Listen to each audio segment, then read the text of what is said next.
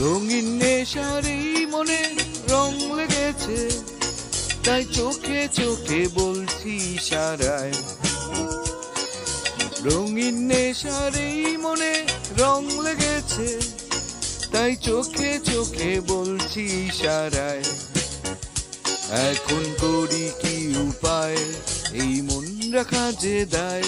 আয় করি কি উপায়, এই মন রাখা যে দায়। কেমন করে হায় বলবো তোমাকে, বন্ধু আমি তোমায় ভালোবাসি।